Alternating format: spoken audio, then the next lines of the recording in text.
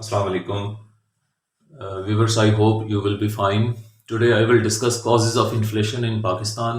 اس سے پچھلی ویڈیو میں انفلیشن کی 5 کازز ایکسپلین کی تھیں اور آج جو بقیہ انفلیشن کی کازز ہیں وہ ایکسپلین کروں گا. تو sixth cause of inflation is foreign aid اور فارن لونز.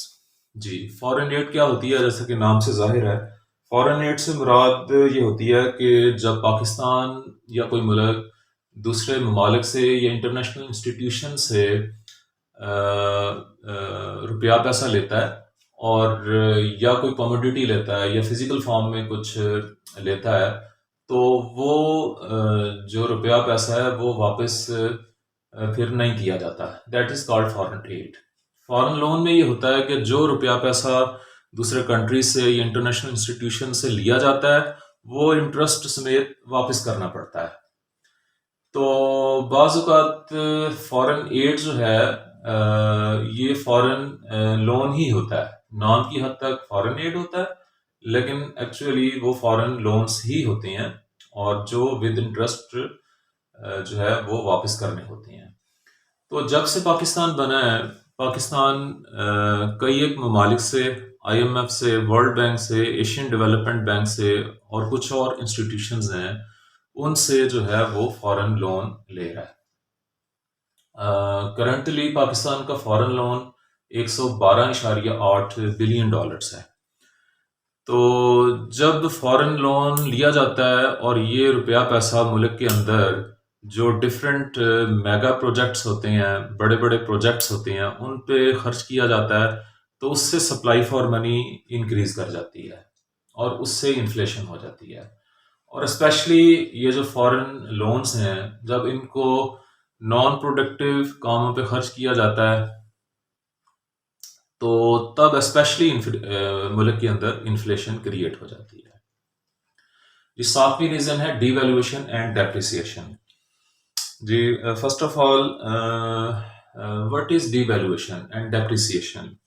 ڈی ویلویشن تو یہ ہوتی ہے کہ جب کسی ملک کی گورنمنٹ ڈیلیبریٹلی ارادتاً اپنے ملک کی کرنسی کی بیرونی ویلیو کو کم کرے، that is called devaluation. Generally governments devaluation کرتی ہیں اپنی ایکسپورٹس کو بڑھانے کے لیے.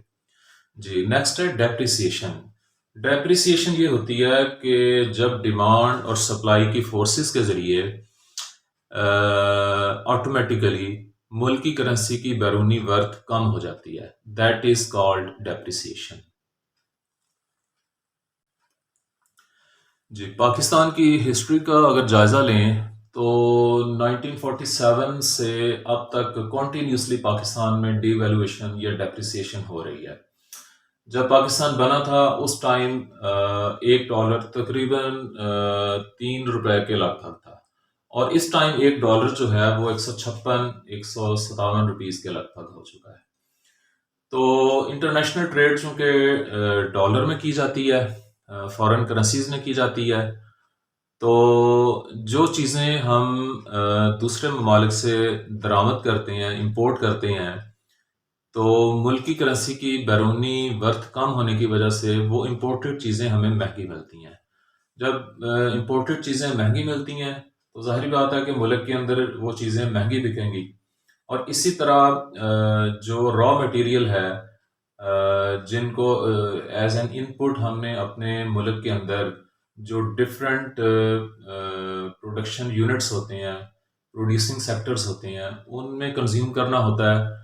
تو اس وجہ سے را مٹیریل مہنگا ملنے کی وجہ سے کاسٹ آف پروڈکشن چیزوں کی زیادہ ہو جاتی ہے اور چیزیں جو ہیں وہ مہنگی تیار ہوتی ہیں، مہنگی ملتی ہیں، اور اسی کو ہی انفلیشن کہا جاتا ہے. سو ڈی ویلویشن یا ڈیپریسیشن کی وجہ سے ملک کے اندر جو ہے وہ انفلیشن ہوتی ہے. 8th پوائنٹ ہے ڈیفیسٹ فائنانسنگ. جی، ڈیفیسٹ فائنانسنگ کیا ہوتی ہے؟ ڈیفیسٹ فائنانسنگ سے مراد یہ ہوتی ہے کہ بغیر گارنٹی کے ساتھ کرنسی نوٹ پرنٹ کرنا. یہ پوائنٹ بھی ہم نے شروع والے 5 پوائنٹس میں increase in supply for money والے پوائنٹ میں ڈسکس کر چکے ہیں کہ اگر ملک کا اسٹیٹ بینک بغیر گارنٹی کے ساتھ کرنسی نوٹ پرنٹ کرتا ہے تو that is called deficits financing. تو ڈیفیسٹ فائنانسنگ کیوں کی جاتی ہے؟ یہ جنرلی گورنمنٹس اپنے ڈیولپمنٹل اور نان ڈیولپمنٹل اخراجات کو فلفل کرنے کے لیے ڈیفیسٹ فائنانسنگ کرتی ہیں. تو ڈیفیسٹ فائنانسنگ کرنے سے یہ ہوتا ہے کہ ملک کے اندر گوڈس اینڈ سروسز تو اتنی نہیں ہوتی، لیکن کرنسی نوٹ جو ہیں وہ بغیر گارنٹی کے ساتھ پرنٹ کر دیے جاتے ہیں، تو سپلائی فار منی زیادہ ہو جاتی ہے جبکہ گوڈس اینڈ سروسز کم ہوتی ہیں. تو اس وجہ سے ملک کے اندر مہنگائی ہوتی ہے، اور پاکستان میں بھی مہنگائی کی ڈفرینٹ وجوہات میں سے ایک یہ وجہ ہے. 9th ریزن ہے high profit taking trends. Pakistan میں مختلف جو پروڈیوسرز ہیں ان میں پروفٹس لینے کے ٹرینڈس پائے جاتے ہیں، اور زیادہ پروفٹ لینے کے ٹرینڈس پائے جاتے ہیں، اور وہ پہلے کی نسبت زیادہ پروفٹ لینا چاہتے ہیں. سو وہ اپنی بنائی ہوئی چیزیں اور سروسز مہنگے داموں سیل کرتے ہیں، تو جس کی وجہ سے ملک کے اندر جو ہے وہ مہنگائی کریٹ ہوتی ہے. 10th پوائنٹ ہے ہورڈنگ. ہورڈنگ کہتے ہیں ذخیرہ اندوزی کو.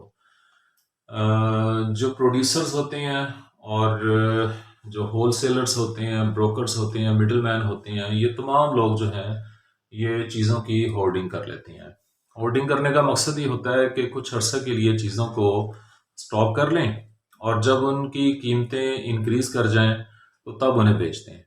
جب چیزوں کی ہورڈنگ کی جاتی ہے تو ملک کے اندر جو ہے ان چیزوں کی شارٹیج کریٹ ہو جاتی ہے، اور وہ چیزیں ٹیمپریری طور پہ مہنگی ہو جاتی ہیں. تو پاکستان میں مہنگائی کی ڈفرینٹ وجوہات میں سے ہورڈنگ کرنا بھی ایک ریزن ہے. 11th پوائنٹ ہے امپراپر اکنامک پالیسیز. جی، پاکستان میں مختلف ادوار میں امپراپر اکنامک پالیسیز رہی ہیں، اور پالیسیز میں کنٹینیوٹی نہیں رہتی رہی. جب نئی گورنمنٹ آتی ہے تو وہ پچھلی آنے والی گورنمنٹ کے جو پروجیکٹس ہیں ان کو کنٹینیو نہیں ہونے دیتی.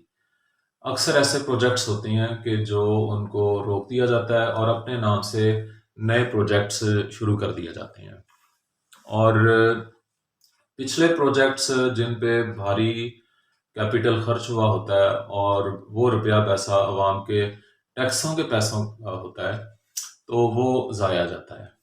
تو اسی طرح اکانومی کے جو ڈفرینٹ سیکٹرز ہیں، ایگری سیکٹر ہو گیا، انڈسٹریل سیکٹر ہو گیا، ہیلتھ، ایجوکیشن، ٹرانسپورٹیشن، کمیونیکیشن، جب ان میں اکنامک پالیسیز پراپر نہیں ہوں گی تو ان تمام سیکٹرز کی آؤٹ پٹ کم ہوگی، جبکہ ملک کے اندر due to increase in population چیزوں کی اور سروسز کی ڈیمانڈ زیادہ ہے.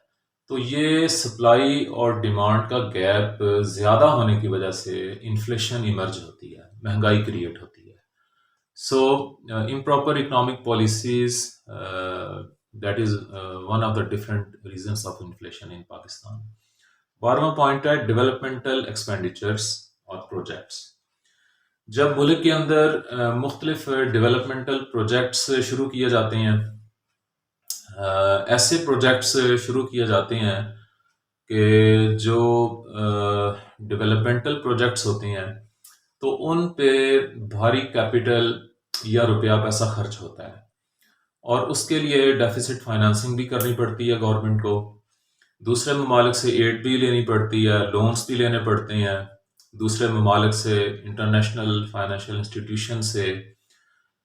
تو اس کی وجہ سے ملک کے جو تمام وسائل ہیں وہ ان پروجیکٹس میں ڈائیورٹ ہو رہے ہوتے ہیں، ایلوکیٹ ہو رہے ہوتے ہیں. فار ایگزامپل، ملک میں کوئی ڈیم بننا شروع ہو جائے، کوئی ایئرپورٹ بننا شروع ہو جائے، کوئی ریلوے کا سسٹم جو ہے وہ ڈیولپ ہونا شروع ہو جائے، روڈز پروجیکٹ ہو سکتے ہیں، کوئی انڈسٹریل پروجیکٹس ہیں. تو جب تک یہ پروجیکٹس کمپلیٹ نہیں ہوتے تو ملک کے تمام وسائل جو ہیں وہ ان پروجیکٹس میں ایلوکیٹ ہو رہے ہوتے ہیں، اور اس دوران جو ہے وہ ملک کے اندر انفلیشن کریٹ ہو جاتی ہے. وہ علیحدہ بات ہے کہ جب یہ پروجیکٹس سکسیسفلی کمپلیٹ ہو جائیں اور اپنی آؤٹ پٹ دینی شروع ہو جائیں تو پریویس انفلیشن جو ہے وہ کمپنسیٹ ہو سکتی ہے. جی 13واں پوائنٹ ہے ڈیفیکٹو سوشل اسٹرکچر. تو اس میں یہ ہے کہ over social life is extremely out dated and backward. People lavishly spend on marriages, fairs, and other social traditions. Okay تو پاکستان میں لٹریسی ریٹ بہت کم ہے. صرف 60% لوگ جو ہیں وہ پڑھے لکھے ہیں. تو ایجوکیشن کی کمی کی وجہ سے پاکستان کے اکثر لوگ جو ہیں وہ نئے ٹرینڈس نئی ٹیکنالوجی کو اڈاپٹ نہیں کرتے، جس کی وجہ سے ملک کے اندر اوور آل پروڈکشن کم ہے. امپورٹڈ چیزوں کو کنزیوم کرنے کا ٹرینڈ ہے. اوکے اور شو آف کرنے کے لیے لگزوریس چیزیں جو ہیں ان کو زیادہ کنزیوم کرتے ہیں. تو اس کی وجہ سے بھی پاکستان میں مہنگائی جو ہے وہ کریٹ ہوئی ہے. آئی ہوپ اسٹوڈنٹس آپ کو ان پوائنٹس کی سمجھ آ گئی ہوگی. Thank you.